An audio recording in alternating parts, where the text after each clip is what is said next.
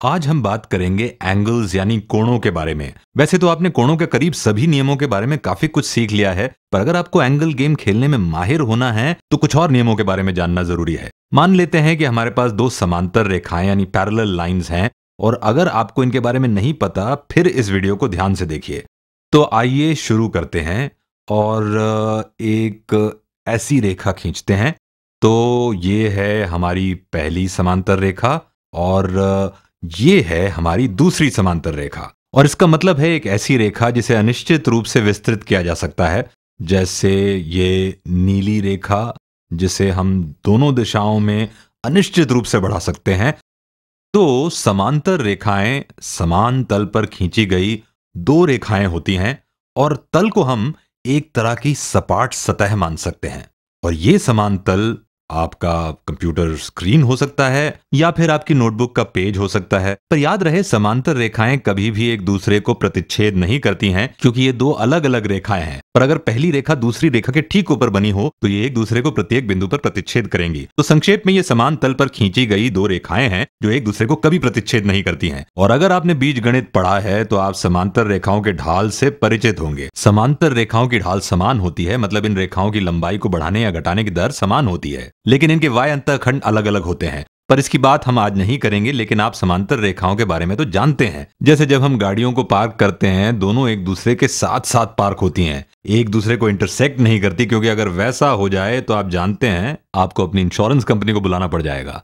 बहरहाल ये दोनों समांतर रेखाएं हैं, ये नीली रेखा और ये हरी रेखा। और अब हम आपका परिचय करवाएंगे ज्यामिति के एक नए नियम के साथ। तिर्यक रेखा मतलब ट्रांसवर्सल लाइन। और तिर्यक रेखा क्या है? एक रेखा जो दो समांतर रेखाओं को इस तरह से प्रतिच्छेद करती है उसे तिर्यक रेखा कहते हैं। चलिए इसे यहां पर लिखते हैं, ट्रांसवर्सल लाइन, तिर्यक रेखा।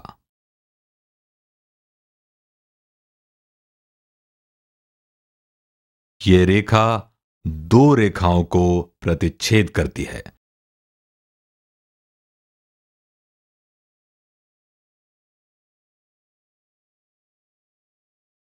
तो यहां हमारे पास एक तिर्यक रेखा है जो दो समांतर रेखाओं को प्रतिच्छेद करती है।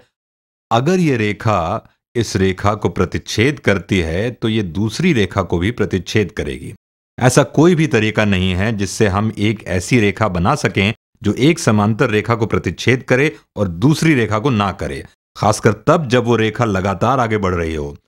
और अब हम उन कोणों को देखते हैं जो निर्मित होते हैं तिर्यक रेखा द्वारा। सबसे पहले हम बात करते हैं संगत कोणों यानी कॉरेस्पॉन्डिंग एंगल्स की।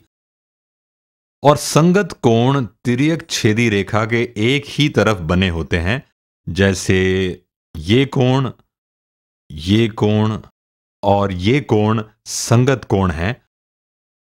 और ये देखिए, संगत कोण उसी बिंदु पर हैं जहां तिर्यक रेखा समांतर रेखाओं को प्रतिच्छेद कर रही है। और हम आप देख सकते हैं कि ये कोण एक दूसरे के बराबर हैं।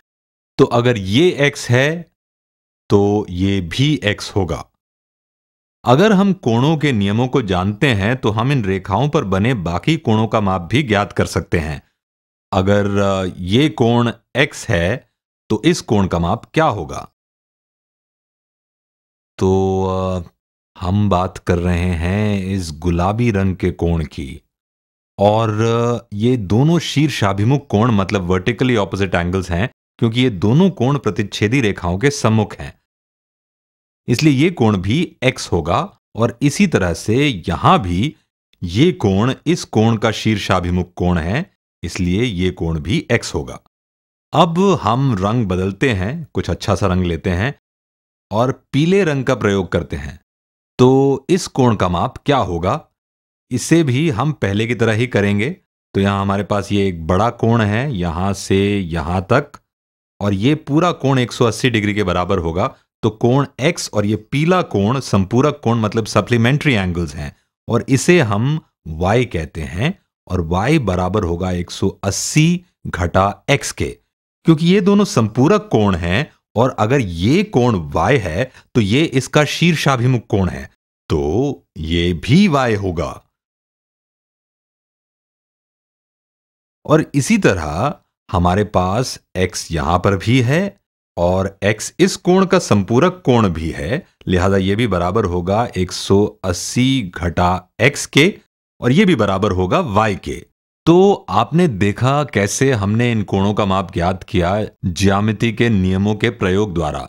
चलिए एक बार रिवाइज कर लेते हैं। हमने संगत कोणों से शुरू किया था और हमने कहा था कि ये x और ये x बराबर है, क्योंकि संगत कोण एक दूसरे के समान होते हैं, और ये x और ये x भी बराबर होंगे क्योंकि ये दोनों शीर्षाभिमुख कोण हैं। यहां पर भी वही स्थिति है। तो अगर ये x है और ये भी x है तो ये दोनों बराबर हैं क्योंकि ये दोनों एक दूसरे के संगत कोण हैं। हम बात कर रहे हैं इन गुलाबी कोणों की, दीज मेजेंटा एंगल्स। और फिर संपूरक कोणों से हमने ज्ञात किया कि यहां सभी y कोण भी बराबर हैं। जैसे ये y कोण इस y कोण के बराबर है क्योंकि ये संगत कोण है, और ये y कोण इस y कोण के बराबर है क्योंकि ये भी संगत कोण है। तो संगत कोण एक दूसरे के बराबर होते हैं और ये आप यहां पर देख भी सकते हैं। तो चलिए यहां लिखते हैं, corresponding angles are equal to each other, यानी संगत कोण एक दूसरे के बराबर होते हैं। चलो इसे संक्षेप में लिख देते हैं। तो हमारे ख्याल से संगत कोण के बारे में आप सब कुछ जान गए होंगे। तो आइए अब एकांतर अंतः कोण के बारे में जानते हैं। तो एकांतर अंतः कोण बराबर होते हैं, alternate interior angles are equal. और इनसे हम क्या समझते हैं? तो एकांतर अंतः कोण दो समांतर रेखाओं के मध्य स्थित होते हैं, लेकिन ये तिर्यक रेखा के सम्मुख स्थिति पर बने होते हैं। ये देखिए, ये नारंगी कोण और ये गुलाबी कोण एक एकांतर अंतः कोण है, और हम पहले ही सिद्ध कर चुके हैं कि अगर ये x है तो ये भी x होगा। तो ये दोनों एकांतर अंतः कोण हैं, ये x और ये x और ये y और ये y भी एकांतर अंतः कोण है, और हम सिद्ध कर चुके हैं कि ये दोनों बराबर हैं। अब आखिर में हम बात करेंगे एकांतर बाह्य कोण की, ऑल्टरनेट एक्सटीरियर एंगल्स। तो एकांतर बाह्य कोण भी बराबर होते हैं, पर ये कोण समांतर रेखाओं पर एक दूसरे से दूर होते हैं। जैसे कि ये x यहां पर और ये x यहां पर, और ये दोनों कोण समांतर रेखाओं के बाहर की तरफ होते हैं। ये कोण यहां ऊपर है और ये एक कोण यहां नीचे है, और ये तिर्यक रेखा के सम्मुख स्थिति पर बने होते हैं। They are on the opposite sides of the transversal line. तो एकांतर बाह्य कोण ये है और ये है, और दूसरा एकांतर बाह्य कोण है ये y और ये y, और ये दोनों भी बराबर हैं। अगर आपको समांतर रेखाओं के बारे में इतना पता है तो फिर आप मुश्किल सवाल हल करने के लिए तैयार हैं। और आखिर में ज्यामिति का ये नियम जरूर याद रखना, त्रिभुज के सभी कोणों का योग 180 डिग्री होता है।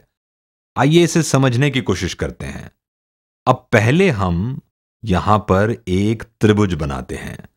तो ये है एक त्रिभुज, और मान लेते हैं ये कोण x है, ये कोण y है और ये कोण z है। हम जानते हैं कि त्रिभुज के तीनों कोणों का योग यानी x डिग्री जमा y डिग्री जमा z डिग्री बराबर होगा 180 डिग्री के। अगर ये कोण x बराबर है 30 डिग्री के और कोण y बराबर है 70 डिग्री के, तो कोण z का माप क्या होगा? तो 30 जमा 70 जमा z बराबर होगा 180 डिग्री के, या 100 जमा z बराबर होगा 180 के। दोनों पक्षों से 100 घटाया तो z बराबर होगा 80 डिग्री के, 80 डिग्रीज। इसी तरह अगर हमें किसी भी त्रिभुज के दो कोण ज्ञात हैं तो हम इस गुणधर्म का उपयोग करते हुए त्रिभुज का तीसरा कोण ज्ञात कर सकते हैं। अब हमने जो कुछ भी सीखा है इसका उपयोग करते हुए हम कोणों को आसानी से समझ सकते हैं।